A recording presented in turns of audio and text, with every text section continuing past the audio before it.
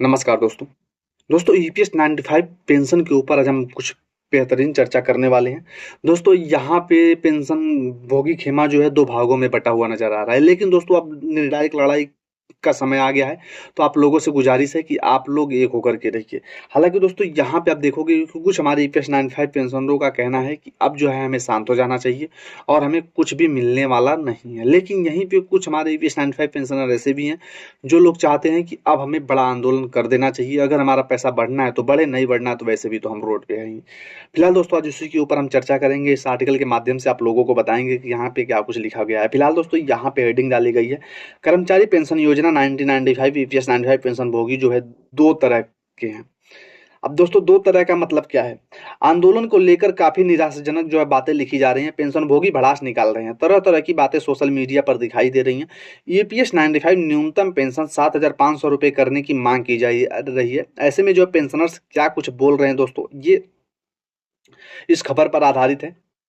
हालांकि दोस्तों यहीं पे आप देखोगे कि पेंशनभोगी हृदयनाथ पांडे का कहना है कि अब प्रयास करना छोड़ देना चाहिए और बुढ़ापे में आराम करना चाहिए, क्योंकि जब से ईपीएस 95 पेंशन वालों का आंदोलन पेंशन समूह का चल रहा है, तब से उम्मीद की है कि कई बैठे दोस्तों जो है निराश बुजुर्गों की मौत का कारण भी बन चुका है।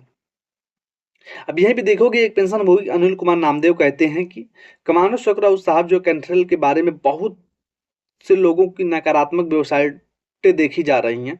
10 प्राचीन काल से लेकर अब तक जो है कोई भी पेंशनर को जो है शामिल नहीं किया गया है। लेकिन ऐसे में क्या किसी की नज़र में यह प्रयास करना नहीं चाहिए?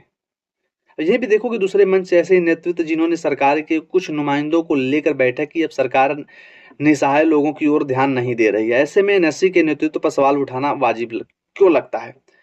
मैं सिर्फ इतना कह सकता हूँ कि क्या हम और आप अपने दम पर ऐसे देश भाईचारा आंदोलन पर खड़े हो सकते हैं?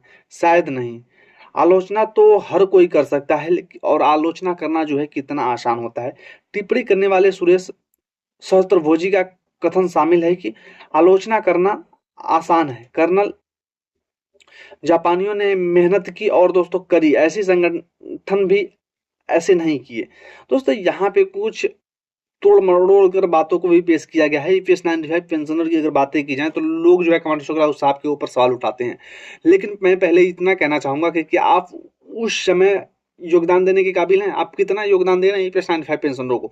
तो दोस्तों बहुत सारे लोग अपने में मतभेद नहीं करना हमें। मैं इतना कहना चाहूंगा कि ईपीएस 95 पेंशनरों की वो घड़ी आ गई है कि आप लोगों को इकट्ठा होकर के हमें जो है सरकार के रवैये को बदलना होगा, अपने हक की लड़ाई छीनना होगा। क्योंकि ईपीएस 95 मिनिमम पेंशन बढ़ोतरी को लेकर हम जो लगातार खबरें निकल कर हमारे सामने आ रही थी कि आप लोगों का काम हो रहा है, वो क्यों हो रहा था? हम लोगों की एकता करवा रही थी। लेकिन वहीं पे आप देखोगे जब कुछ इस प्रकार की नकारात्मक बातें निकल कर सामने आई, मीडिया के सामने आई, लोगों के अलग रवैया दिखा गया, तो दोस्तों यहाँ पे सरकार का बदलना वाजिब हो जाता है, क्योंकि सरकार अपने फायदे के लिए दोस्तों हर किसी का इस्तेमाल कर सकती है। तो हमें क्या करना है? हमें अपनी रणनीति को कायम रखना है, हमें अपनी मांग को बरकरार रखना है, हमें सरकार से अब भी हाथ जोड़ना है और तब भी हाथ जोड़ना है कि हमारे पैसे को दे दिया जाए जो हमने काम करा है। अगर आप नहीं दे सकते तो आप बैठ के हमसे चर्चा कर लीजिए, या हमारा जो पैसा हमने जमा करा है वो रिफंड कर दीजिए। इस प्रकार की बातें तो हम कर ही सकते हैं। ईपीएस 95 पेंशनर इस तरह की बातें तो कर ही सकते हैं। हमें इसमें दो खेमा में बैठने वाली बात नहीं है। ईपीएस 95 पेंशन का मुद्दा हमें प्राथमिकता देना होगा। ईपीएस 95 पेंशन बढ़ोतरी को लेकर जो हम चर्चाएं कर रहे हैं दोस्तों, उसको सामने उजागर करना होगा। हालांकि दोस्तों आप लोग कितना स्पष्ट हैं?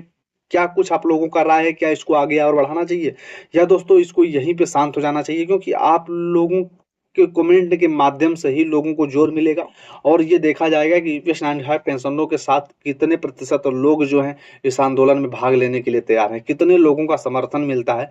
कमांडो राउत साहब भी उसी हिसाब से तो काम करेंगे कि अगर अभी उन्होंने इस समय सुझाव मांगा हुआ है कि आप लोग सुझाव दीजिए, क्योंकि अब उनके पास सिर्फ एक ही चारा बच रहा है, अगर इसके बाद भी कोई सुझाव है।